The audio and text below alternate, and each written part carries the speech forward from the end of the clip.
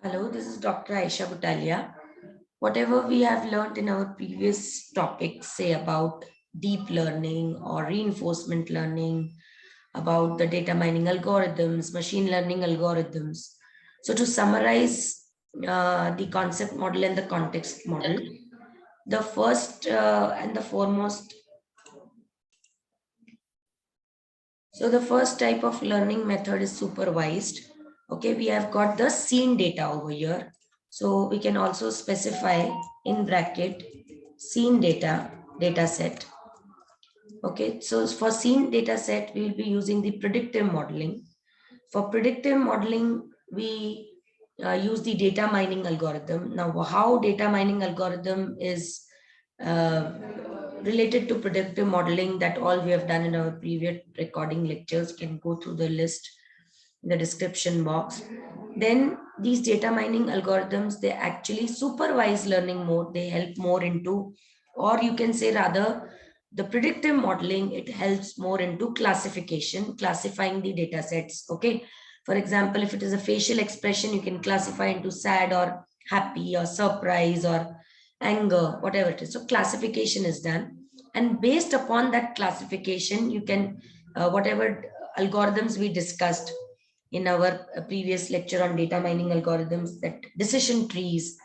Okay, so that type of predicting algorithms that can be used to extract rules. So from decision trees, that is a form of predicting modeling or classification algorithm that can be used for extracting the rules rather. Okay, so from that decision tree, you will be extracting the rules depending upon the data set on which the tree you have created. Then the second category is the unsupervised learning, which you work on the unseen data set. So in supervised learning, your 80% of the data is seen, on which you train your 20% of the data. In unsupervised learning, it is just the vice versa. So unsupervised learning, where that you have an unseen data, you need to describe the model. Okay, for example, you can't say that, yes, this face is looking like this. Sometimes you need to design the face in such a manner. Suppose you are going to detect a thief, the person describes the person and then you try to make the face. Okay, and in the predictive model, you already have an image, you just try to match with the faces available. So that is the difference. Already the English terminology understands what is predictive and what is descriptive. So on the unseen data, you will actually use the descriptive modeling. Don't go into much of the technical part. As in English, like layman, designer, description means what? That modeling technique as per whatever fits you. Okay, it's not necessary that whatever the algorithms are available, you have to use that only. You can make your own algorithm, okay, approach. And then basically for that, machine learning algorithms are designed. So it is vice versa. If you want to use for unseen data, better go for machine learning algorithm. And basically when the data set is large, then you need to you need to incorporate the data mining algorithm and use it for machine learning algorithm. Okay, so same algorithms, when used for small data set, you can term it as machine learning. For large data set, you can term it as data mining algorithms. If there is a large data set, you can actually extract rules. If there is a small data set, then you need to describe rules. Okay, trying to analyze from your logic. So more of logic based approach will be there in your descriptive modeling. So clustering is one of the technique. So in one of the lectures, I also told you what is it. You should find out actually what is the difference between algorithm, what is the difference between model, framework, architecture, methodology, technique, tools. Actually, for a layman, all of them are same. But as I always say, if the term is different in English, there should be a different meaning. At least some difference should be there. Okay.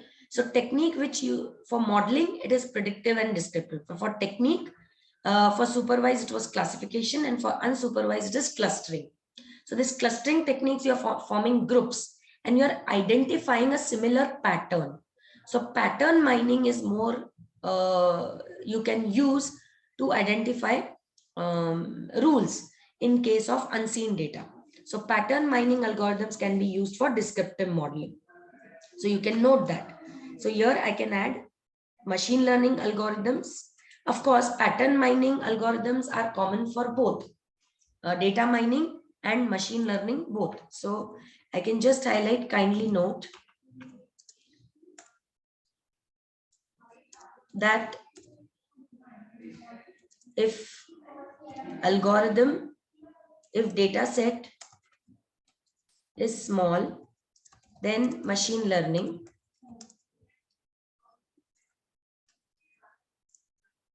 approach can be used is better. And if data set is large, otherwise, if data set is large, then data mining algorithms can be used.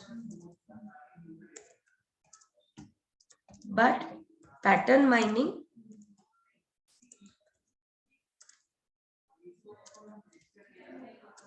algorithms or approach can be used for both. For both means for supervised as well as unsupervised learning. For unseen as well as seen data. Okay.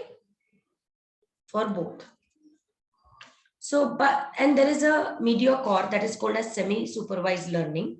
So first you train your data set by supervised learning. That means you form rules from seen data and then you try to test it on your unseen data. So the combination is known as semi-supervised learning.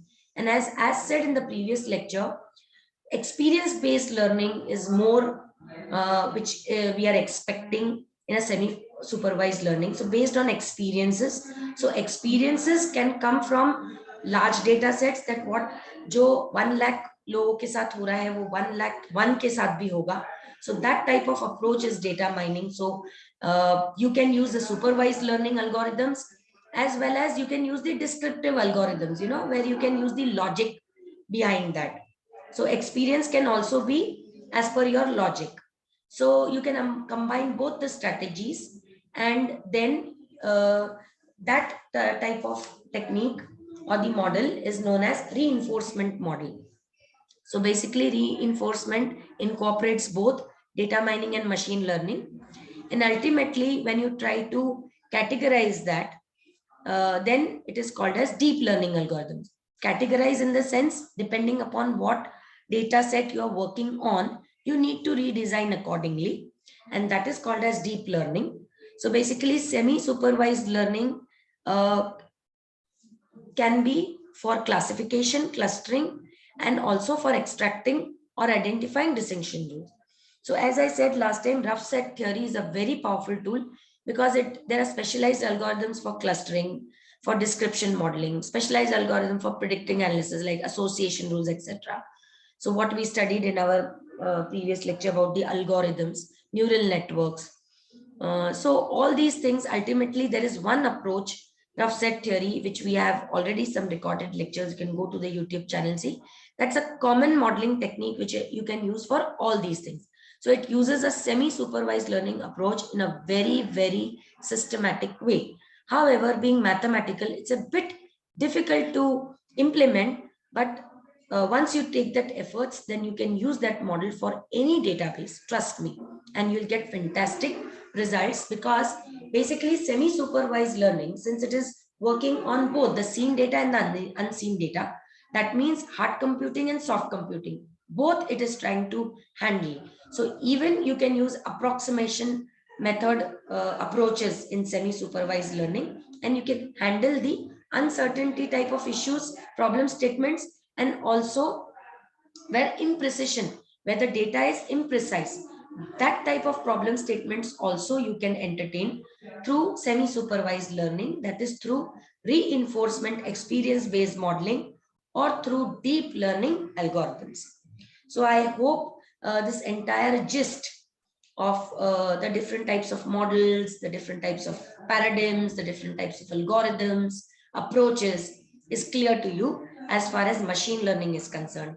Data mining and machine learning, though, they go in hand because again, I'll repeat, same algorithms which we use for large data set. The machine algorithms which we use for large data set, they are nothing but your data mining algorithms. And the same algorithms used for data mining algorithms, they are used for machine learning. So it goes hand in hand.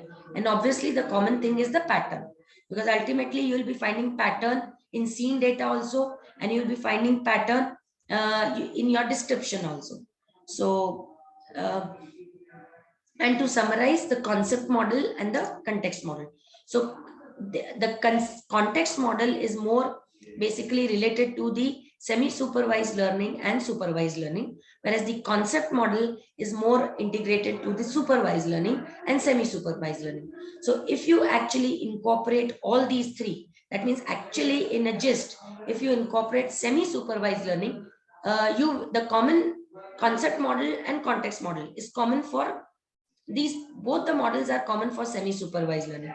So that is why I said that I always try to design the best optimized learning paradigm, that is the semi-supervised mode, so that I am able to take the benefit of both the concept development and the context development. So I hope this lecture is useful to you. This is Dr. Aisha Butalia signing off for this day. Thank you very much for your patience listening.